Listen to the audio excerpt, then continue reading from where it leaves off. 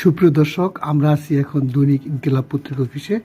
তো এখানে এসেছি আমাদেরই বড় ভাই, কবি, সাহিত্যিক এবং বিশিষ্ট সাংবাদিক জনাব আলম শামস উনার দপ্তরে। তো আমরা কথা বলবো আগামী নির্বাচনে কবি সাহিত্যিকদের কি ভূমিকা হতে পারে বা এই বিষয়ে কি করণীয়, আমরা এখন জানবো। কবি আলম শামস। প্রিয় দর্শক, আসসালামু আলাইকুম। আমরা আমাদের এই নির্বাচন নিয়ে লেখকদের, কবিদের একটা ভূমিকা থাকা দরকার বলে আমি মনে করি। সত্য এবং সুন্দরের পথে, ন্যায়ের পথে যেমনিভাবে আমরা লিখনীকে ধারালোভাবে ব্যবহার করি, তেমনিভাবে এই নির্বাচনও আমাদেরকে সত্যের পক্ষে, ন্যায়ের পক্ষে, ভালো মানুষের পক্ষে ভোট দিতে হবে। আমাদের এই নির্বাচনী হাওয়ায় বিভিন্ন ধরনের অফার দিবে, বিভিন্ন রকমের অফারে ফুলঝুরি দিবে, কিন্তু সেদিকে না তাকিয়ে আপনার পরীক্ষিত যিনি আপনাকে যাকে আপনি পাশে পাবেন, সুখী দুঃখে আপনাকে পাশে পাবেন, এমন লোক দেখে আপনি ভোট দিবেন। আমার কাছে হলো ব্যক্তিরা ইম্পর্টেন্ট। সেই ব্যক্তিরা আমার কাছে কতটা প্রিয়, এই ব্যক্তিরা আমার কাছে কতটা আসবে, আমার সুখী দুঃখে আমাকে পাশে আমি পাবো, তাকে আমি ভোট দিব।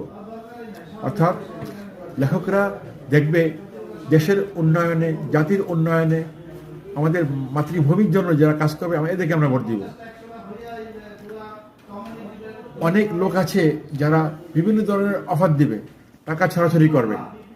এই ধরনের ধন সম্পদের লোভ দেখাইয়া, টাকার লোভ দেখাইয়া, বিভিন্ন অফার দিয়া যারা আপনাকে ঘায়েল করতে চাবে, তাদের কাছ থেকে দূরে থাকবেন।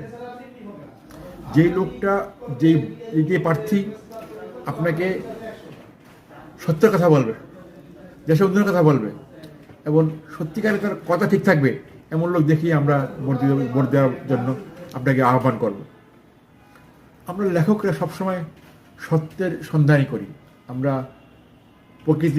প্রগতি এবং উন্নয়নের কথা বলি। জাতির সংস্কারে, দেশের উন্নয়নে আমাদের একটা বিরাট ভূমিকা থাকা উচিত বলে আমি মনে করি।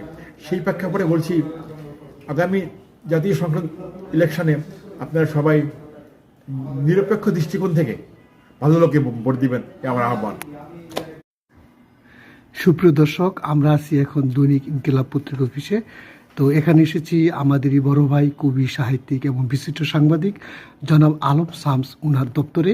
তো আমরা কথা বলবো আগামী নির্বাচনে কবি সাহিত্যিকদের কি ভূমিকা হতে পারে বা এই বিষয়ে কি করণীয়, আমরা এখন জানবো। কবি আলম শামস।